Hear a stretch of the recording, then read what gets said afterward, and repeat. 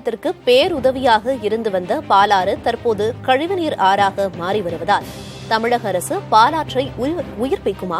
காணலாம் விரிவாக. கர்நாடக மாநிலம் நந்திதுர்கமத்தில் பிறக்கும் பாலாறு அங்கு 96 கிலோமீட்டர் பயணித்து ஆந்திரா வழியாக தமிழகத்திற்கு வந்து காஞ்சிபுரம் மாவட்டம் வயலூர் முகத்துவாரத்தை அடைந்து வங்காள விரிகுடாவில் கலக்கிறது. தமிழகத்தில் மட்டும் 222 கிலோமீட்டர் என மொத்தம் 348 கிலோமீட்டர் தூரம் பயணிக்கும் பாலாற்றின் மூலம் 32,746 ஹெக்டேர் வேளாண் நிலங்கள் பயனடைகின்றன. பாலாற்றுக்கு துணை நதிகளாக மலட்டாறு, அகரமாறு, கவுண்டியாறு, பொன்னை, சேயாறு ஆகிய ஆறுகள் உள்ளன. காஞ்சிபுரம், வேலூர், திருவண்ணாமலை மற்றும் திருப்பத்தூர் போன்ற மாவட்ட மக்களுக்கு விவசாயத்திற்கு ஆதாரமாக விளங்கிய பாலாற்றில் தற்போது ஊராட்சி, பேரூராட்சிகளிலிருந்து வரும் கழிவுநீர் நேரடியாக கலக்கப்படுவது வேதனையிலும் வேதனை.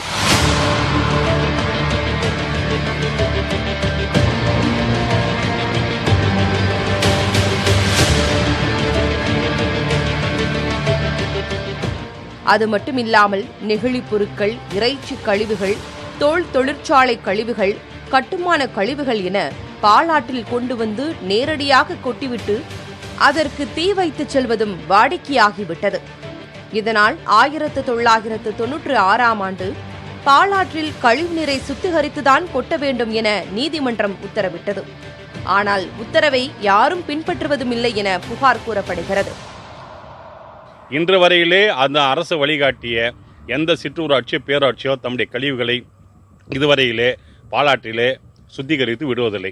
அதைவிட அதிகமான கேவலம் என்னவென்றால், இங்கே இருக்கின்ற ரப்பீஸ்கள், இந்த தொழிற்சாலைகள் எரிக்கப்பட வேண்டிய பொருட்கள், இந்த நகராட்சியில் சேர்ந்த குப்பை அனைத்தையும் கொட்டி நாசமாக்கி இந்த எங்களுடைய பாலாற்று தாயை அனுதினம் சித்திரவதை செய்கின்ற சூழல் தான் ஏற்படுகிறது தவிர அதில் குறைந்த பாடு இல்லை.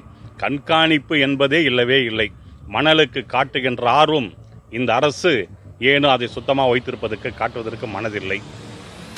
விவசாய தேவைக்காக பாலாற்றில் 22 தடுப்பணைகள் கட்டப்பட்டும் தற்போது கழிவுகள் கொட்டப்படும் ஆறாக மாறி வருவதால் விவசாயத்திற்கு தண்ணீரை பயன்படுத்த முடியவில்லை என வேதனை தெரிவிக்கின்றனர் விவசாயிகள். அவர்களது கவலையை போக்குமா அரசு? புதிய தலைமுறை செய்திகளுக்காக திருப்பத்தூர் மாவட்ட செய்தியாளர் இமானுவேல் பிரசன்னகுமார். பல்வேறு கழிவுகள் வெளியேற்றப்படுவதால் பாலாறு மிகவும் பாதிக்கப்பட்டுள்ளதாக மக்கள் கூறுகின்றனர்.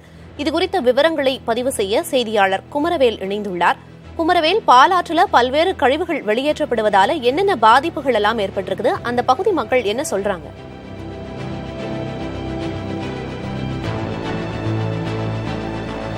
பிரியதர்ஷினி, பாலாற்றில் கழிவுநீர் வெளியேறப்படுவதால் நிலத்தடி நீர்மட்டம், மண்வளம் ஆகிய இரண்டுமே பாதிக்கப்பட்டிருக்கிறது.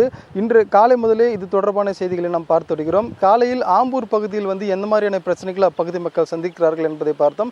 தற்போது நாம் நின்று கொண்டிருக்கக்கூடிய பகுதியானது திருப்பத்தூர் மாவட்டம் வாணியாம்பாடி உதயந்திரம் பகுதியில் இருக்கக்கூடிய ஒரு ஆற்றுப்படுக்கையில் நின்று கொண்டிருக்கிறோம். இங்கு நம்மோடு பேசுவதற்காக விவசாய சங்கத்தைச் சேர்ந்த திரு முல்லை அவர்கள் இருக்கிறார். அவரிடம் கேட்கலாம். ஐயா வணக்கம். இந்த தோல் கழிவுகள் கலப்பதனாலேயோ மற்ற கழிவுகள் பாலாற்றில் கலப்பதனாலேயும் குறிப்பாக விவசாயிகளும் எந்த மாதிரியான பிரச்சனைகளை சந்திச்சு வரீங்க? இதற்கு தீர்வாக என்ன பார்க்குறீங்க? வணக்கம், என் பெயர் முல்லை, தமிழ்நாடு விவசாயிகள் சங்கம். பாலாற்றில் இப்பொழுது நீண்ட நாட்களுக்கு பிறகு, சுமார் ஒரு 15 ஆண்டுகளுக்கு பிறகு வெள்ளப்பெருக்கு ஏற்பட்டிருக்கிறது.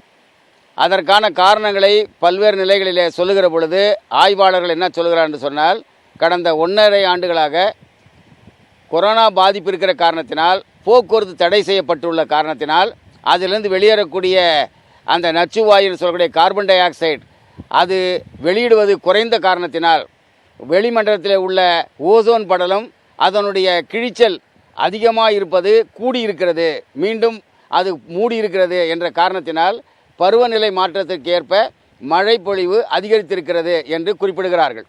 ஆனால் கடந்த காலங்களிலே பாலாற்றில் மணல் கொள்ளை காரணமாகவும், தோல் கழிவுநீர், ரசாயன தொழிற்சாலையுடைய கழிவுநீர், சாக்கடை கழிவுநீர், நகராட்சி, பேரூராட்சி, உள்ளாட்சி இருக்கக்கூடிய அனைத்து கிராமங்களுடைய கழிவுநீர்கள், குப்பைகள், பல்வேறு கட்டிடங்களை இடிக்கிற அந்த இடிபாடுகளெல்லாம் கொண்டு வந்து இங்கே கொட்டிய காரணத்தினால் பாலாறு முழுமையாக நஞ்சாகி மிகப்பெரிய அளவிற்கு குடிப்பதற்கும் லாய்க்கற்றதாக, விவசாயம் செய்வதற்கு லாய்க்கற்றதாக இது மாறியிருந்தது. இன்றைய நிலையில் அந்த நச்சுத்தன்மையை குறைக்கிற வகையில் மழை பெய்து மிகப்பெரிய வெள்ளப்பெருக்கு ஏற்படுத்தியிருந்த கூடும் கூட இந்த சமயத்தில் மழை காலங்களில் கழிவுநீர்களை, குறிப்பாக ரசாயன தொழிற்சாலை கழிவுநீர், தோல் தொழிற்சாலை கழிவுநீரை இதோடு விடுகின்ற காரணத்தினால் மேலும் மேலும் இது நிலத்தடி நீர்வளம் பாதிக்கப்பட்டிருக்கிற காரணத்தினால் விவசாயம் செய்ய முடியாத அவல நிலை ஏற்பட்டிருக்கிறது. ஏற்கனவே பாதித்திருக்கிற தென்னை விவசாயம், கரும்பு விவசாயம், நெல் பயிரிடுவது, மலர் சாகுபடின்னு சொல்லக்கூடிய ஆம்பூர் முல்லை என்று சொன்னாலே சென்னையில் மிகப்பெரிய அளவிற்கான நல்ல முறையில் அவை விற்று வந்த அந்த சூழலெல்லாம் இன்றைக்கு மாறி இருக்கிறது. ஆகவே கரும்பு விவசாயம் முற்றிலும் பாதிக்கப்பட்டிருக்கிறது. நெல் விவசாயம் ஓரளவுக்கு இன்றைக்கு மழை பெய்திருக்கிற காரணத்தினால், நிலத்தடி நீர்மட்டம் உயர்ந்திருக்கிற காரணத்தினால் நெல் பயிரிடுவதற்கான முயற்சியை மேற்கொண்டிருக்கிறார்கள். இந்த தண்ணீர் கெட்டிருக்கிற காரணத்தினால் விளைச்சல் எதிர்பார்த்த அளவிற்கு பாதிப்பை கிடைக்காது என்ற நிலை இன்றைக்கு விவசாய மத்தியில் ஏற்பட்டிருக்கிறது. சார், நீங்கள் எத்தனை ஆண்டு காலமாக விவசாயம் பண்ணிட்டு இருக்கீங்க? இதற்கு முன்பு நடைபெற்ற விவசாயத்துக்கும் இப்போக்கும் உங்களுக்கு என்ன மாதிரியான சிக்கல் இருக்குதுங்க சார்? நான் பார்த்திங்கன்னா ஒரு 6 வருஷமாக விவசாயம் பண்ணிகிட்ருக்கேன். அப்போ பார்த்திங்கன்னா முன்னெல்லாம் பாலாத்தில் தண்ணி எப்போவுமே தொடர்ந்து வந்துகிட்டே இருக்கும். அதன் மூலம் பார்த்திங்கன்னா எல்லா விவசாயங்கள் செழிப்பாக இருந்தது. குறிப்பாக பார்த்திங்கன்னா தென்னை விவசாயம், பாலாற்று படுகையில் தென்னை விவசாயம், கரும்பு விவசாயம். வேலூர் மாவட்டத்தில் மட்டும்தான் 2 கரும்பு ஆலைகள் இருந்தது. பாலாற்று கரையில் விளையிற அந்த கரும்பை நம்பி இப்போ பார்த்திங்கன்னா 2 ஆலைகளுக்கும் தேவையான கரும்பு உற்பத்தி பண்ண முடியல. 2 ஆலைகளுக்கும் தேவையான கரும்பு பற்றாக்குறை இருக்கிறதால ஆலைகளும் நஷ்டத்தில் இருக்குது. அதுக்கு என்ன காரணம்னா விவசாயம் அழிஞ்சு போயிடுச்சு. இப்போ ஆற்காடு கிச்சிலி சம்பான்ற அரிசியை ஒரு அரிய வகை அரிசி ஆயிடுச்சு. பாலாற்று படுகையில் இருக்கிற நெல் விவசாயம் பொய்த்து போனதால். அதே மாதிரி பார்த்திங்கன்னா ஆயிரக்கணக்கான தென்னை மரங்கள் நிலத்தடி நீர் முற்றிலுமே பாதிக்கப்பட்டுச்சுங்க. எங்கே போய் போர் போட்டாலும் ஒரே போர்வெல்லில் பல வண்ணங்களில் தண்ணீர் வருது. அந்த தண்ணி வர்றதால அந்த பைப்புங்கெல்லாம் துருப்பிடிச்சு எல்லா போர்வெல்லும் எல்லா பைப் லைனும் கெட்டு போயிடுதுங்க. யாருமே விவசாயமே பண்ண முடியறதில்லை இப்போதைக்கு. இப்போ மழை வந்ததால் ஏதோ கொஞ்சம் நிலத்தடி நீர். இப்போ பார்த்திங்கன்னா பாலாறு ஒரு காலத்தில் 617 ஊற்றுக்கால்வாய்கள், ஸ்ப்ரிங் சேனல்ஸ்ன்னு சொல்லுவாங்க, இருந்ததாக படிச்சிருக்கோம். இப்போ பார்த்தீங்கன்னா அது எங்கே இருக்குதுன்னே தெரியல. என்னென்னா தோல் தொழிற்சாலைகள் நவீன காலத்துக்கு தகுந்த மாதிரி இந்த குரோமியம், பாதரசம் உட்பட வேதிப்பொருட்களை அதிக அளவில் பயன்படுத்த ஆரம்பித்து அந்த கழிவுகள் நேரடியாக ஆற்றுல கலக்கிறாங்க. மறைமுகமாக கூட இல்லை. பார்த்தீங்கன்னா ஒவ்வொரு மழைக்காலம் வரும்போதும் பாலாற்றுல நுர பொங்கி ஓடும். தமிழக எல்லை வரை தூய்மையாக வர பாலாறு வாணியம்பாடி தமிழக எல்லைக்கு உள்ளே வந்த பின்னால் கெட்டு போயிடுது. தோல் தொழிற்சாலைகளை கேட்டால் நகராட்சி பேரூராட்சியில் வந்த கழிவுகளால் தான் கெட்டு போச்சுன்றாங்க. இவங்கள கேட்டால் தோல் தொழிற்சாலைகள் திறந்து விடுற கழிவு தான்றாங்க. ஒருத்தங்க மேலே ஒருத்தங்க மாற்றி பழி போட்டுக்கிறாங்க. மாசு கட்டுப்பாட்டு வாரியம் எதுக்கு இருக்குதுன்னே தெரியல. மாசு கட்டுப்பாட்டு வாரிய அதிகாரிகள் பாரபட்சம் இல்லாமல் அந்த கழிவை கலக்கிறவங்க மேலே நடவடிக்கை எடுத்து, குப்பை கொட்டுறவங்க மேலே, பில்டிங் வேஸ்டேஜ் கொட்டுறவங்க மேலே எல்லாம் கடுமையான நடவடிக்கை எடுத்து, அதே போல் பாலாறு வரைமுறை இல்லாமல் ஆக்கிரமிப்புக்குள்ளாகி இருக்குது. அந்த ஆக்கிரமிப்பெல்லாம் எடுத்துட்டு கொஞ்சம் விவசாயிகளுக்கு ஏதாவது நல்லது செய்யணும் அப்படின்றது தான் எங்களோட கோரிக்கையாக இருக்குது. அதே போல் பிரியதர்ஷினி, கடந்த காலங்களில் பாலாறு தொடர்பாக தொடர்ந்து கலாய்வு மேற்கொண்டிருக்கிற ஆம்பூர் சேதர் இமானுவேல் அவரிடம் கேட்கலாம். சமீப காலங்களில் பாலாறில் கழிவுநீர் கலப்பதாக செய்திகள் பதிவிட்டிருக்கீங்க.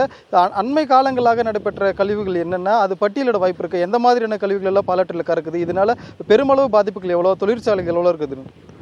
ஆம்பூர் வாணியம்பாடி என்று சொன்னாலே தொடர்ந்து 110க்கும் மேற்பட்ட தோல் தொழிற்சாலைகள் உள்ளது. இந்த தோல் தொழிற்சாலைகளில் 2 மத்திய மாநில அரசுகள் கொண்டு கொடுக்கப்படுகின்ற அந்த பணத்தை பெற்றுக்கொண்டு அவர்களுக்கு மானியத்துடன் கூடிய சுத்திகரிப்பு நிலையம் அமைக்கப்பட்டிருக்கிறது. இது அவர்கள் சில தொழிற்சாலை நிர்வாகத்தினர் நேரடியாக மறைமுகமாகவும் பாலாற்றில் இந்த சுத்திகரிக்கப்படாத கழிவு நீரை நேரடியாக பாலாற்றில் விடுறதுனால அது நுரை பொங்கி அது மாசு ஏற்பட்டு இந்த நிலத்தடி நீர் பாதிக்கப்படக்கூடிய அளவிற்கு தற்போது உருவாகியுள்ளது. தஞ்சை போன்ற நெல் பயிர்கள் பகுதிகள் போன்று இந்த வடார்காடு மாவட்டம் என்று சொல்லக்கூடிய அந்த திருப்பத்தூர், வேலூர், திருவண்ணாமலை மாவட்டங்களில் கூட நெல் அதிகமாக விளைச்சலுக்கு உள்ளான பகுதியாகும். அது மட்டும் இல்லாமல் கரும்பு, வாழை போன்ற பயிர்களும், தென்னை மற்றும் அதுவும் இல்லாமல் பருத்தி போன்ற பயிர்களும் அதிகமாக விளைந்த பூமியாக இது கருதப்படும். ஆந்திராவை கடந்து தமிழகத்தில், அதாவது ஆந்திர மாநிலம் பெரும்பள்ளம் பகுதியில் கடந்து புல்லூர் ஊராட்சி வழியாக வாணியம்பாடி, ஆம்பூர் மற்றும் அதை கடந்து பள்ளிகொண்டா, வேலூர், உள்ளிட்ட காஞ்சிபுரம் மாவட்டத்து பகுதிக்கு செல்லக்கூடிய இந்த பாலாறின் மிக பயனுள்ளதாக உள்ளது. இவர்கள் குறிப்பிட்டது போல பாலாற்றில் தொடர்ந்து கழிவுகள் கலந்து வந்தாலும் கூட அண்மை காலங்களாக பெய்த மழையின் காரணமாக ஓரளவுக்கு சீரமைக்க வாய்ப்பு இருக்குது. ஆனால் இதனை தக்க வைத்துக் கொள்ளப்பட வேண்டும் என்று கூறப்பட்டுள்ளது. நாம் காட்சிகளில் பார்த்தது போல அந்த pH மீட்டர் என்ற ஒரு பேப்பரை பயன்படுத்தி நாம் அந்த இங்கு இருக்கக்கூடிய, அதாவது உதாரணத்திற்கு உதயந்திரம் பகுதியில் இருக்கக்கூடிய பாலாற்றை ஒட்டிய பகுதிகளில் இருக்கக்கூடிய கிணற்று நீர், ஆழ்துளை கிணறு, இந்த இரண்டையும் பரிசோதித்து பார்த்தபோது அதாவது 7 பொதுவாக pH அளவு வந்து 7 இருக்க வேண்டும். அப்படி இருந்தால்தான் அது நன்னீராக கருதப்படும். ஆனால் தற்போது நாம் எடுத்திருக்கக்கூடிய அளவுடன் பார்த்தோம்னால் 9, 10 அளவுக்கு இருக்கிறது. இது காரத்தன்மை மிகுந்த ஒரு தண்ணீர் மற்றும் நிலமாகும். ஆகவே இது வந்து மனிதர்களுடைய பல் மட்டுமின்றி வேளாண் பயிர்களையும் பாதிக்கக்கூடும். ஆகவே தற்போது மழை பெய்து அமிலத்தன்மை குறைவதற்கான வாய்ப்புகள் இருக்கிறது.